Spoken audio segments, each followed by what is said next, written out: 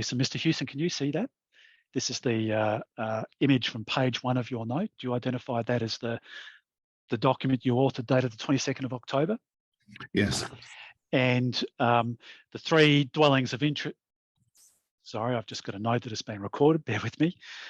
So the 3 dwellings that you address in the first part of your note are these 3, D37, D49 and D92 along Kangerton Road. So this is north of the project site and between the proposed project and MacArthur Wind Farm, yes? Yes, but at that time, the MacArthur Wind Farm, although it's listed as being, on that aerial photograph, it wasn't there. It wasn't there. Yeah, no, absolutely. Thank you. And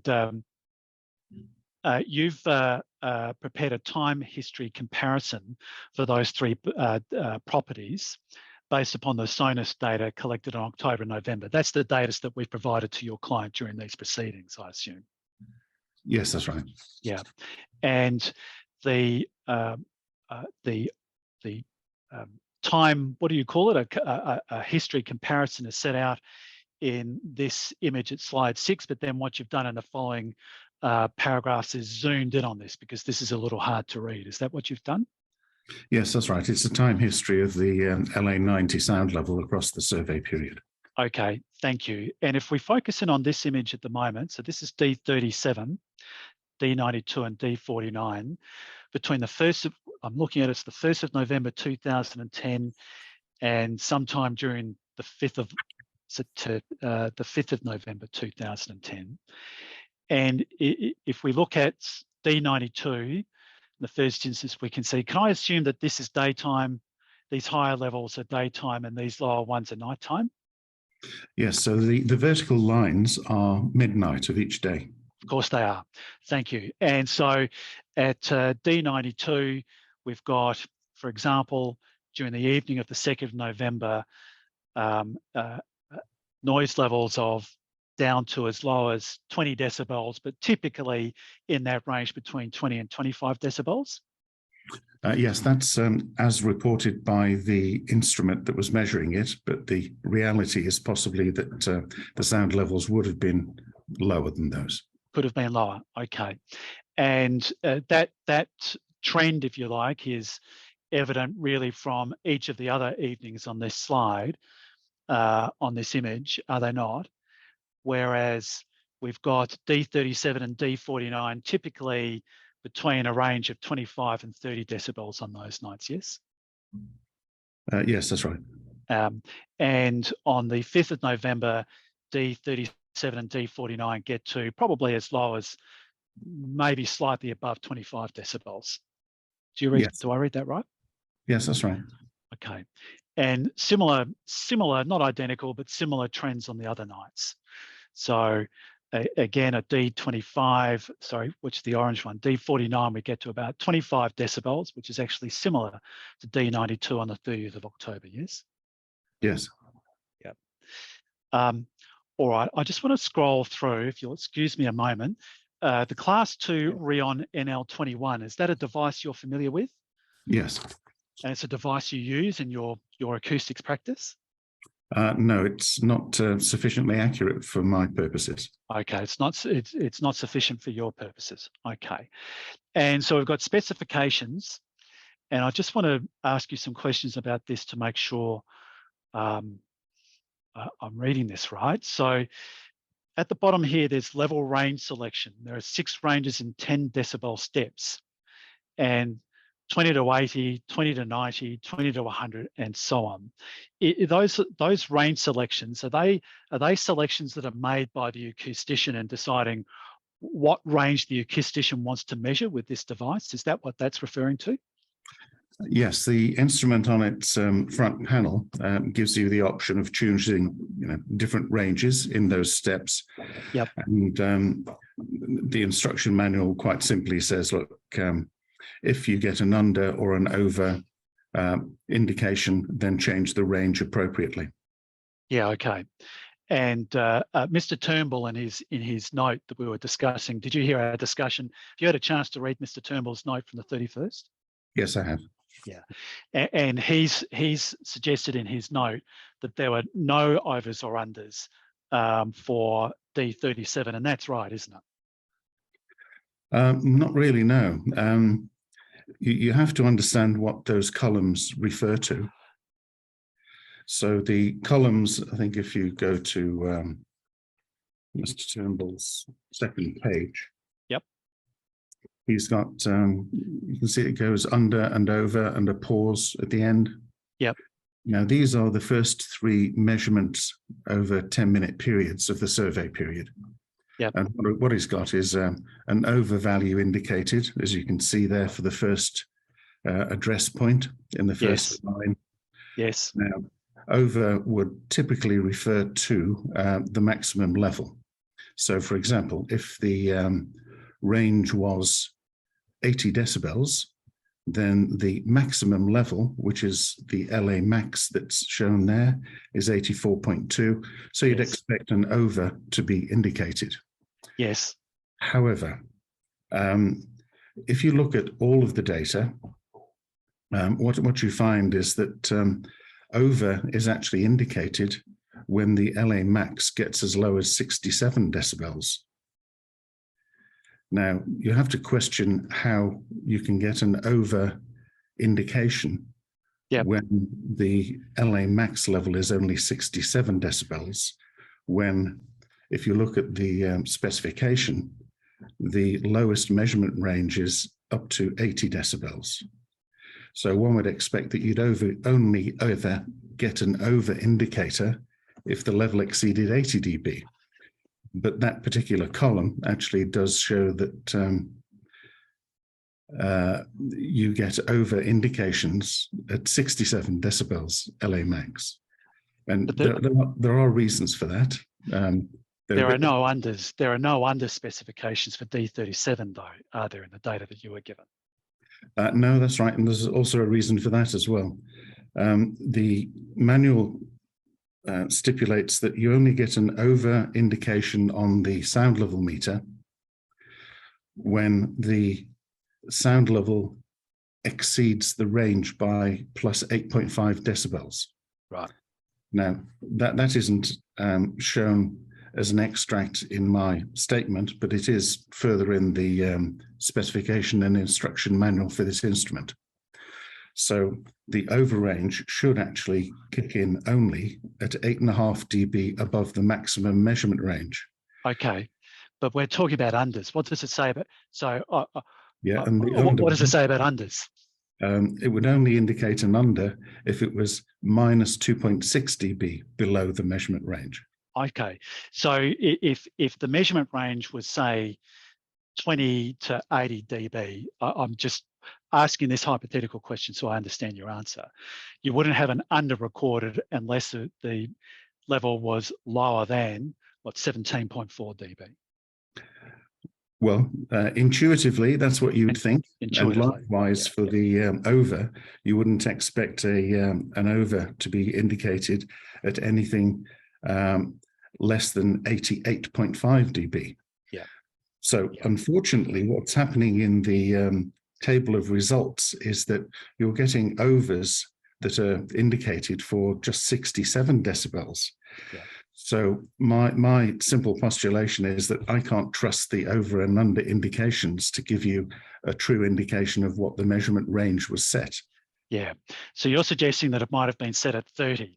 Is that what you're trying to infer from here, from 30 to 120? I'm only postulating. I just don't know. It's an unknown. If Mr. Turnbull turns around and says, no, he remembers 10 years ago or 12 years ago, when he set it up, that he did set it at 20 to 80, then so be it. There must be another reason for the difference between the different recordings at low level. And there are some possible reasons for that. Well, one reason is that there's just other sources of noise at C37. If we go back at C37 and D49 that aren't present at D92, that's one possible reason, isn't it? Yes, it is a possible reason, absolutely. And the other possible reason is instrumentation limitations. Yeah. Can I just ask a couple of other questions before we move on? The measurement range for this date, the A weighting measurement range for this device is 28 to 138 decibels. Do you see that? Yes, that's right. And what that means is that to be compliant with type 2, the measurement range that's appropriate for that instrument, in other words, anything less than 28 dBA, you would consider is not compliant with the type 2 specification of the instrument. Yeah. Anything measured above 138 dBA is also non-compliant with the specification requirement of the instrument. So outside that range, you have to take the readings with a pinch of salt. They're not compliant with the class of the instrument.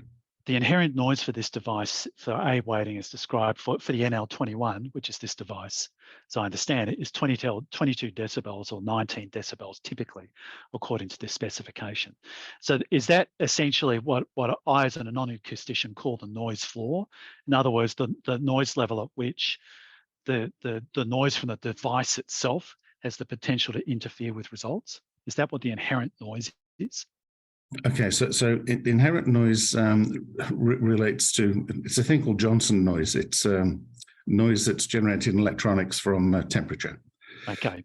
Now, what happens with inherent noise in a sound level meter is there's two parts of it. One of the tests that you do for a sound level meter is you put a dummy microphone on the end of it, which simulates a microphone. And then you measure the inherent noise of the instrument itself. Yeah, yeah. So that's one inherent noise limitation. And it looks like the A-weighted lower noise limit is typically 22 dB for the instrument. However, if you then screw on a microphone, the inherent noise goes up. I see. So higher than that. And it depends on what microphone you attach. That gives you different total noise limits. The reality is we have measurements using this device at these three dwellings well below 30 decibels at all three residences, don't we? Yes, that's right. These are values that are reported by the instrument. Yeah, that's right. And you've acknowledged in response to a question earlier that the reason for the variation in sound levels is there might be sources of noise at D37 and D49 that aren't present at D92, yes? Yes, that could be a possibility. Yeah, okay. The other questions, topics, sorry for, I'll just stop sharing while I go to the back of the document. And in fact, I'll put this to you, taking note of Mr. Fetter's point earlier, which is fair enough. So let me get the screen back up. Now, Mr. Turnbull, in his note, commented in respect of D37, he included the scatter plot for D37 from 2010. That's in the EES. You would recognise that, Mr. Hewson? Yes, that's from Mr. Turnbull's background survey in 2010. Yeah, that's correct. And he refers to section 7.4.1 of the New Zealand Standard and comments that there isn't a markedly different group within the scatter plot to justify differentiating between day and night, or 24 hours and nighttime. What's your evidence on that? Where is the marked difference in the scatter plot that you'd like to draw our attention to here? Well, you don't know from a single scatter plot if there is a difference. What you have to do is you plot the nighttime data and then compare it to the 24-hour data and see if there is a difference. If there is a marked difference, then that's when you say, okay. You have to take account of it. So the difference between you and Mr. Turnbull is that he does the 24 hours and looks for whether there's a marked difference and then decides how you slice and dice the data. You do the 24 hours in the nighttime first and then look for the marked differences. Is that in the nub of it? That's where you and he differ on this particular point? Well, I do all of the above. So I disseminate night and day, so to speak, and also look for trends in the scatter chart data. And the trending in scatter chart data could be apparent in just nighttime data as well. Yeah, but the New Zealand Standard says examine the plot to determine whether there's a singular regression relationship event. It's evident if there are markedly different groups within the scatter plot then separate scatter plots may be required for different conditions, including wind direction and times of day. And in answer to my question earlier, but I'll give you another go, you can't point to anything in that scatter plot to suggest that there are marked differences or anomalies in that data that would justify slicing and dicing this data in a different way to what's presented here. Well, the first thing to comment is that data is only limited up to 15 meters per second hub height. Sure. The data that I analysed in my analysis went up to 25 meters per second because there was data up to that point. Yep, so understand. If Mr. Turnbull actually only reviewed that limited data set, then he could get misleading results. So for instance, if you look at the higher wind speed range, you can see that there's a clear indication that there are low wind speed conditions, low noise levels at higher wind speeds. Those two that you've got on the screen are just examples. You can see that at higher wind speeds, 20 to 25, that the noise levels are lower than the trend line. Yeah, and in fact, the trend line for nighttime keeps rising, even though all of the data points above 20 meters a second are below the trend line. Yes, you've got to understand how a trend line is calculated. Yeah. Which is why it's, in this circumstance, you wouldn't apply that simple trend line. No, doesn't that tell you that the trend line at high wind speeds is pretty useless just for that reason? No, it's saying that the trend line is an overestimate of the actual noise level at high wind speeds. Yeah, in other words, it's pretty useless for compliance purposes. Yes?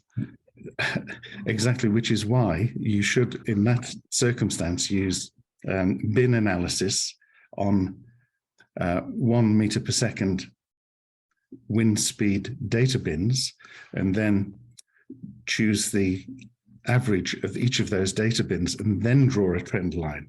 So again, it's down to the person doing the analysis. Unfortunately, this is one of the disadvantages of the standard in the way that it's not very prescriptive. Yeah, okay.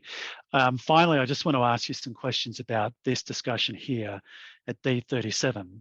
Now, I'm going to recite to you in layman's terms what I think you've done, but pull me up if I've misunderstood, okay?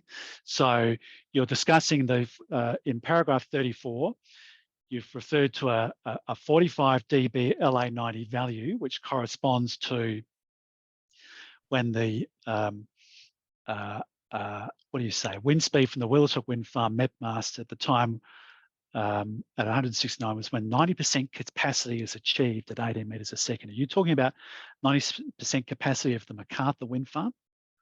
Yes, that's right. So if let's say a wind turbine is rated at 2 megawatts, if it's operating just under that, at say 1.9 or wherever, that could be 90% of its capacity. Okay. That's what I thought you meant, but I was just a bit confused with the Willatook reference there. So your 45 decibel value is that point, that point there. That's the is that right? Yes, there's a group of them. So I mean, you can see just before midnight, it's, I don't know, 44. Then it goes 44. Then it goes up to 45. And then it drops down again. And then 44 and a half, I suppose. Yeah. So in the arithmetic you've done, you've taken that 45 decibels, but done a logarithmic subtraction of the, if I understand what you say here, of the two statistical sound levels. You say it's not mathematically rigorous, but you've subtracted the 18 decibel values from D37 at night based upon this regression curve, have you not? Yes, that's right. Okay. And that's not a process that's contemplated by the New Zealand standard, is it? Yes, it is. In the informative section, it suggests that that's the sort of thing that you can do in the last paragraph of the whole standard. Yeah, okay. And so you've done that reduction to assume that it's what this is actually really measuring is about 44 decibels at MacArthur Wind Farm. Now, if I take you to the SONUS report, they point to other situations where the variable nature of background sound is that even before MacArthur Wind Farm was operating at D37, you had sound levels of 50 decibels above at higher wind speeds. Do you see that? Yes, I see that. And so Mr. Turnbull's saying here, is he not, that, well, look, doing an analysis based upon just one data point isn't really appropriate. And in fact, because it doesn't take into account the variable nature of background noise, and you might have high LA90s for reasons entirely unrelated to the operation of MacArthur Wind Farm. And he's right, isn't he, in saying that? Well, first of all, you have to look at the data that you referred to earlier, which is those data points. So if you can scroll back to those data points. Which one would you like me to take you to? Those that are circled in Mr. Turnbull's. Oh, yeah. Yep, that's this one. There. So the first thing to note is that he's referred to 24-hour data. Yep. If you look at the nighttime data, which is relevant to the period when I've produced that chart, he doesn't, has he got, no, he hasn't put nighttime data in. But you have, haven't you? So let's find it. So if you can visualize the nighttime data now, D37 in 2010. That's it. So you can see now there's only 2 data points that are relatively high. And what you do in data analysis is you look to see if there are outliers. So in looking at that data, those 2 data points relate to one at 6 a.m. in the morning and the other one at 6:10 in the morning, which is just the time when you've got the morning chorus starting, or even people starting work on a farm. Yep. So it's very likely that those would be discounted anyway as being outliers.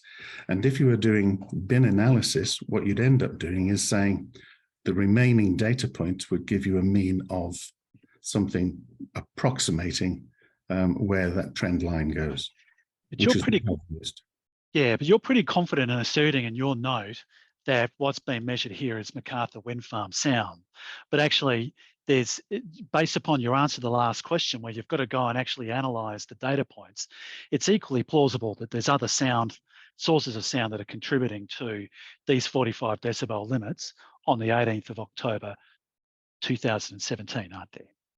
It could be, but what you've got here, though, is you've got the increase in power and the decrease in power of the MacArthur Wind Farm as it operates, and you've got a commensurate increase and decrease in sound level. Well, that's very true. That's very true. But remember, when I asked you questions about this image last week, you said that, well, I put to you that, well, it's possible that in windy conditions, when MacArthur Wind Farm's going to be operating, there's going to be wind, there's going to be wind moving through trees that would also influence these noise levels at that time, wouldn't it? And that's potentially. That's why you refer to the background noise data in a similar environment and wind speed. So, for instance, the background noise data in 2010 at 18 meters per second was, I don't know, 30 something dB. Yep. And then I use that to correct for these measurements. And that's the approach that's taken with the New Zealand standard. Okay, finally, Mr. Turnbull has done a 1/3 octave frequency center analysis of the sound recorded at 10:10 a.m. on the 18th of October 2017.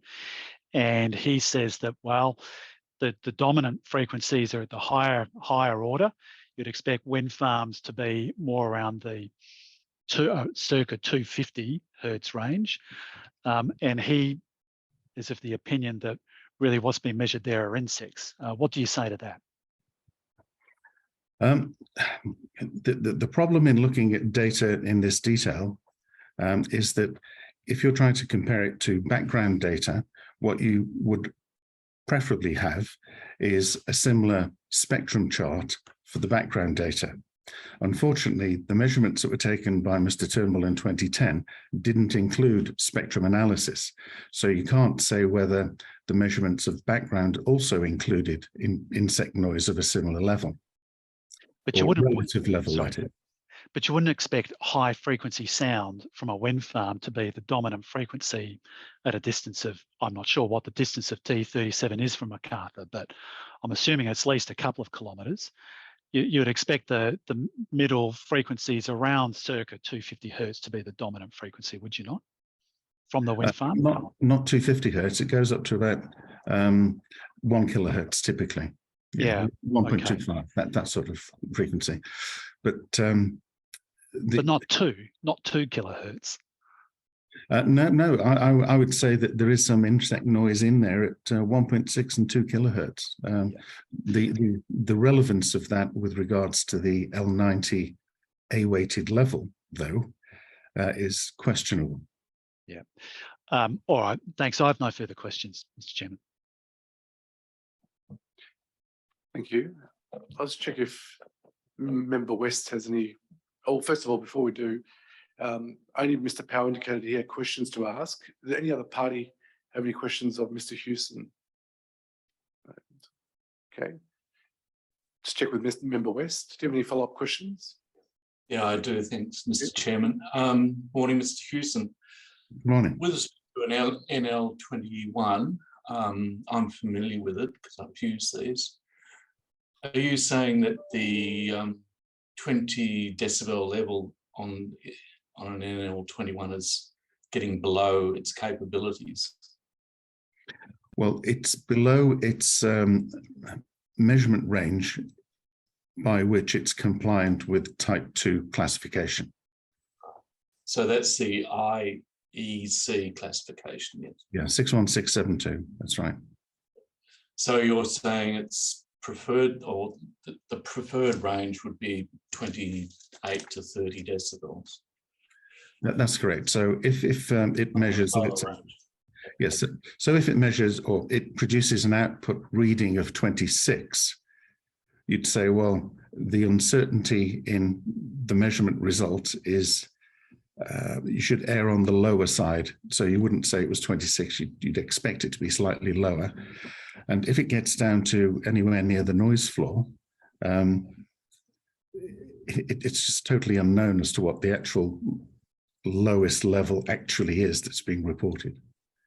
So you can actually, well, you know, I think I can see the noise floor in the plots is about 18 or something like that. That's where it doesn't go below. The measured noise levels don't go below. So are we to treat the lowest noise levels with some skepticism? Yes, they're overestimates of the real values that are recorded. Well, sorry, the recorded values that are being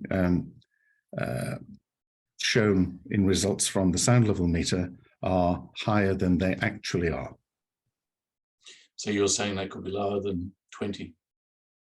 Yes, yes. In fact, I think 17 dB was recorded at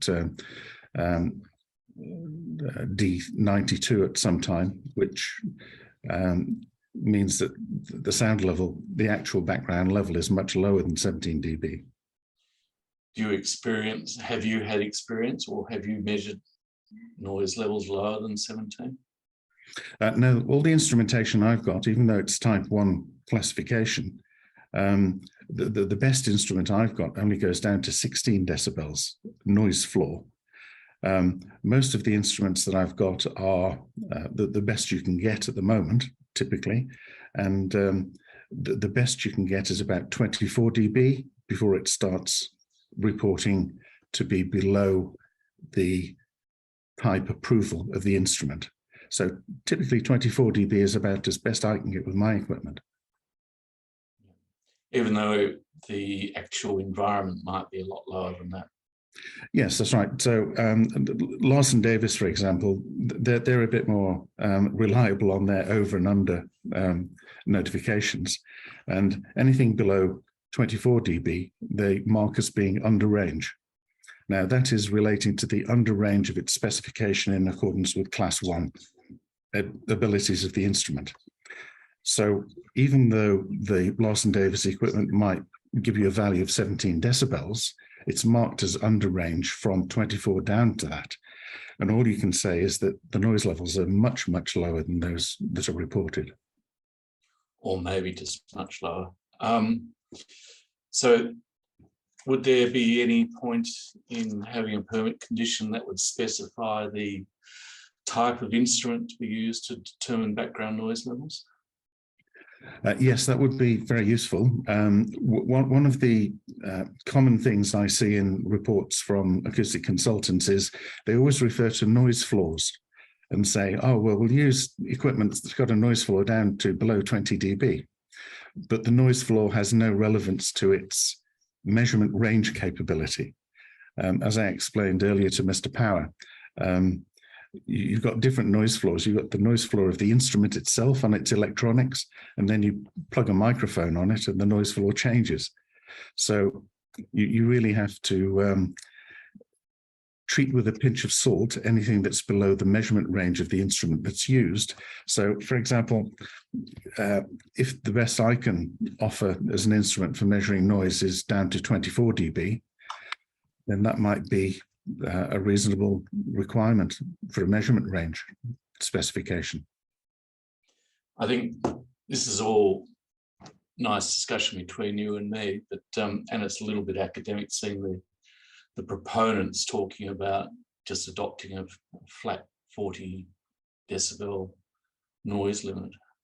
So we're not really needing to determine the background as such. Yes, it's much less important if the target noise limit has got a base of 40 decibels. But if there's a high amenity area that's been demonstrated where the base limit is 35 dB, then it can become important. Here to less than 20. I have no further questions. Thank you. Mr. Fetter, do you have any re-examination? Just a couple of things. Thank you, Chair. Now, Mr. Hewson, you've been giving evidence this morning about sound meters and how they operate. Could you just explain to the panel quickly what is your expertise to give an opinion on that particular issue?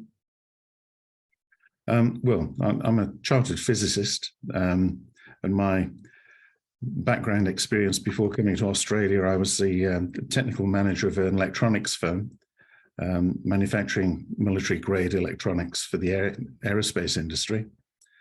So I have quite some, let's say, knowledge of the electronics that goes into such things as a sound level meter.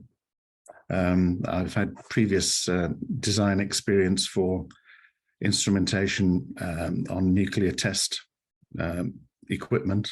And I think my first job was in the aerospace industry doing electro-optics, which is electronics and optics. So I'm familiar with the electronics side of acoustics, as well as just the interpretation of results from instrumentation. And are you aware that whether Mr. Turnbull has the same level of expertise? I don't know. I really don't. Okay. I'm just seeing if I can find, I think a CV may have been attached to one of his reports.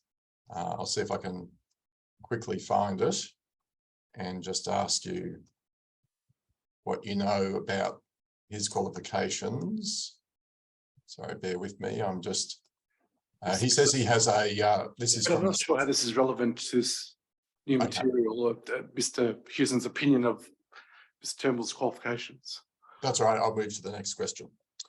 Mr. Hewson, you were giving some evidence and you're asked about subtraction of noise at D37. You remember that? Yes. And you said that it was justified by reference to the last paragraph of the standard. I just want to put the standard on the screen and make sure we are understanding your reference. You see there's a section here to deal with cumulative noise from different wind farms. And in the information box, there's a reference there to subtraction of sound. Is that the box that you were referring to? No, that's one reference to it. But if you go into the appendices, I think it's the last paragraph of the appendices. Okay. Sorry to make everyone queasy. Here's the appendices. We've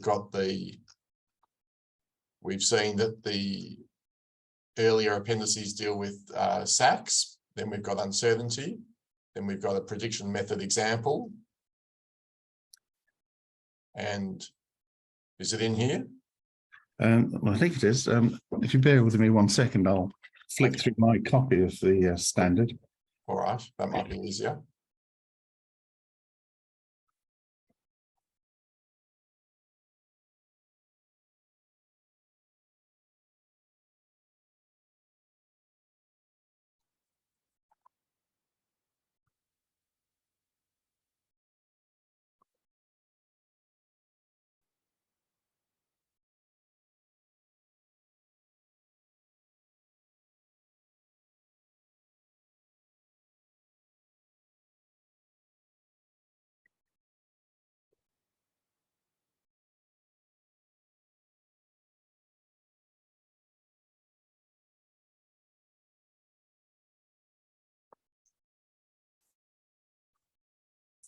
I think, Mr. Hewson, just so as not to hold everyone up, we might simply provide that to the panel in closing submissions. Yeah, I think the reference that you made about the correction, is adequate. It does show that the New Zealand standard does indicate that you can correct the background. Okay, thank you. And finally, Mr. Power put to you the frequency analysis that Mr. Chamberlain had done for D37 and suggested that insect noise might be contributing. Do you remember that? Yes, yes. All right. I'll just put on the screen again your document with the evening for D37 that you'd measured, and the point you were making is that the noise increases consistently with the increase and decrease of power from the wind farm. Now, given the hypothesis that Mr. Power put to you about insect noise, does that graph allow you to say anything about the likelihood of that hypothesis? Well, first of all, it wasn't my measured data. It was the data that was measured by Mr. Turnbull that I've presented. AEMO data is obviously government data. And what that shows is that if there was insect noise prevalent throughout the period, you'd expect to have a lower level that's limited by the insect noise. It's very unlikely that you would have insect noise increasing and decreasing with the power output of a wind turbine, a wind farm. And in your experience with wind farms, are there any insects you know of that chirp louder in high wind conditions and chirp softer in low wind conditions? I'm not a sort of an insect, expert, but I think I'm going to object to that question. I wouldn't expect that to happen. Okay, well, that's all. Thank you very much, Mr. Hewson. Thank you. We appreciate you turning Mr. Hewson to answer further questions. Much appreciated. Maybe excused. Thank you. And we'll end the recording now.